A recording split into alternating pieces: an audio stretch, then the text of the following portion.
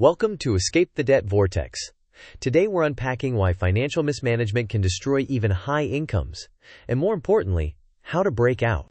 First, we'll frame the problem why income alone doesn't guarantee security. Next, we'll walk through a three-phase action plan: emergency protocols, income surge with expense cuts, and strategic debt annihilation using the avalanche method. Finally, we'll test your knowledge with a couple of quick quizzes and close with a crisp checklist you can use today.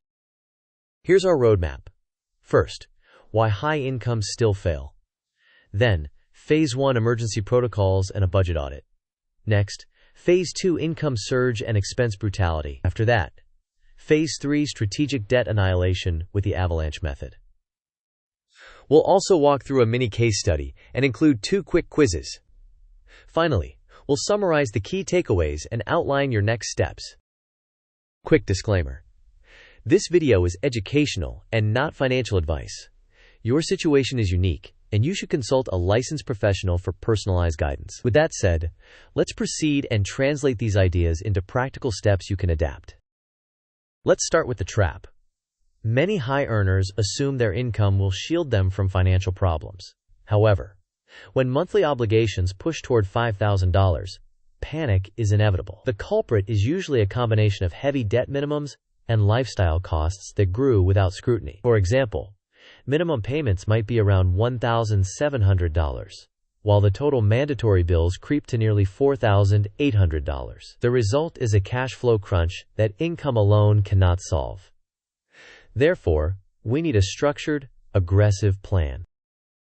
Phase 1 is about emergency protocols and a budget audit. First, stop the bleeding by freezing all credit card use immediately. Next, inventory every debt with balance, APR, and minimum payment so you know your true enemy. Then, calculate your total monthly outflow, including housing, transport, food, subscriptions, and all bills, not just debt minimums. If your minimum payments are about $1,700, but total mandatory bills are close to $4,800, the non-debt spending of over $3,000 needs urgent cutting. Meanwhile, track every expense for 30 days with 0 exceptions. Finally, revise your budget weekly and cut aggressively. The visual flowchart shows the sequence: stop spending, list debts, quantify outflow, identify lifestyle costs, trim, track, and iterate. Here is your 30-day tracking plan. First, choose one tool, an app, a spreadsheet, or paper, so your data stays in one place. Next, log every transaction at the moment it occurs to keep accuracy high. Then, categorize spending daily and review totals weekly to spot patterns. After that, set a daily spending cap and a weekly cut target. Meanwhile, lock your credit cards away and use debit only for essentials. Finally, automate bill reminders and minimum payments so you do not incur late fees while you stabilize. Quiz time. What is the first move in Phase 1 when you are in a debt vortex? Option A, start investing extra cash. Option B, freeze all credit card use. Option C, refinance your mortgage. Option D, buy a budgeting app. You may pause the video now to think about the answer. We will discuss the answer in the next section of the video. The correct answer is freeze all credit card use. Stopping the bleeding precedes optimization strategies like investing, refinancing, or new tools. First, contain the damage, then rebuild. Phase 2 shifts the focus to maximizing cash flow by increasing income and slashing expenses. First, work every available hour through overtime, a second job, or freelance projects. Next, recognize that more work naturally reduces your free time to spend money. Then, attack the big 3 costs: housing, transport, and food. For housing, consider shared housing immediately to cut rent by roughly half. For food, adopt a beans and rice budget, simple, nutritious, and cheap, until you establish a $1,000 starter emergency fund. Finally, automate transfers to build that buffer without relying on willpower.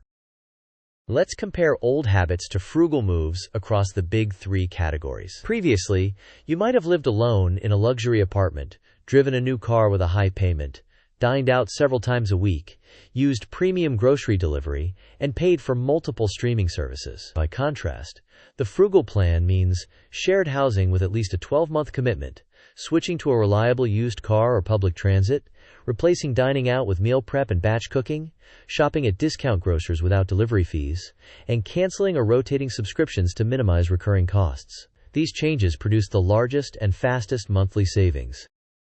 Here's a quick impact calculator. Shared housing or adding a roommate may save about $1,000 per month by cutting rent and utilities in half. Downsizing your car or switching to transit could free about $300 per month through lower payments, fuel, and insurance. Shopping for insurance might save around $60 per month, while meal prep and switching grocery strategies can save about $250. Canceling unused subscriptions could add another $100, and negotiating phone or internet bills might save $50. Altogether, these changes could free roughly $1,760 each month. Your specific amounts will vary, but the order of magnitude is the key. Phase 3 is where you annihilate debt strategically. First, use the debt avalanche method. Pay the minimum on every account, then direct all surplus cash at the highest APR debt. Next, when that debt is eliminated, roll its payment into the next highest APR and repeat. Meanwhile, call lenders and ask about hardship programs, temporary forbearance, or reduced interest rates. Then, automate payments to prevent late fees and maintain progress. Protect your $1,000 emergency buffer so you are not forced back into debt by small surprises. Finally, track your wins weekly and celebrate milestones to reinforce the behavior. The pie chart illustrates how, at first, most of your payment may be devoured by interest. As balances fall and APRs drop, a larger share shifts to principal. This timeline lays out the path to freedom. At month 0, you freeze credit cards, start the 30-day expense tracking, and build a $1,000 starter emergency fund. During months 1 through 3, you execute the large structural changes. Move to shared housing, sell or downsize your car, establish a second job, automate bills, and negotiate rates. Between months 3 and 6, the avalanche is in full swing, and 1 or 2 debts may be cleared. You maintain extreme frugality. From months 6 to 12, balances shrink significantly while you revisit APR negotiations and optimize side income. From months 12 to 24, the avalanche effect snowballs as paid-off debts free larger payments, culminating in clearing the final balances and then transitioning to a 3 to 6 month emergency fund. Second quiz. Which ordering best describes the debt avalanche method? Option A, smallest balance first. Option B, highest APR first. Option C, highest balance first. Option D, oldest account first. You may pause the video now to think about the answer. We will discuss the answer in the next section of the video. The correct answer is highest APR first. The avalanche prioritizes the most expensive interest so you minimize total interest paid and accelerate the payoff mathematically. Let's run a simple case study. The starting point is about $4,800 per month in mandatory bills, including approximately $1,700 in debt minimums. By executing the earlier cuts, you free about $1,760 per month. Adding a second job, overtime, or freelance work can add roughly $1,200 to $1,500 per month. Together, that creates a surplus of about $2,900 to $3,300 that you can direct to debt. With around $60,000 of credit card and personal debt at approximately 20 to 24% APR, that payment level can eliminate the balances in roughly 22 to 26 months, depending on your exact interest rates and fees. After payoff, redirect the freed payments to a 3 to 6 month emergency fund and then to long-term investing. Here is a practical toolkit. Use a simple call script with lenders to request hardship options or lower APRs. Maintain a weekly review checklist covering balances, APRs, due dates, and a log of wins. Implement no-spend days 3 to 5 days each week to lock in savings. Build a kitchen system with Sunday batch cooking, freezing portions, and packing lunches to reduce food costs. Create a housing plan with a roommate search and a lease timing calendar to avoid gaps. Finally, make a transport plan to sell, refinance, or switch to transit within 30 to 60 days. Here are the key takeaways. First, income does not equal security. Control of cash flow is what matters. Second, stop borrowing before anything else, then audit and track. Third, the biggest wins come from housing, transport, and food.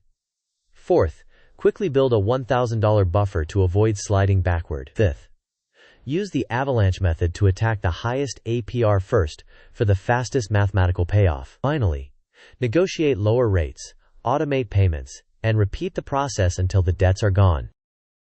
To wrap up, the sequence is clear. Freeze credit cards, perform 30-day expense tracking, cut the big three categories, build a $1,000 buffer, and avalanche your debts. Target a $2,000 to $3,000 monthly surplus via expense cuts and a second job to exit in about 2 years.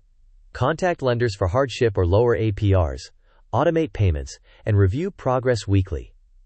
Ultimately, relentless consistency beats motivation. Execute the plan daily, and the results will follow. Thanks for watching. If this helped, please like, share, and subscribe for more practical money tactics. Post your toughest debt obstacle in the comments, and we will tackle it together in future videos.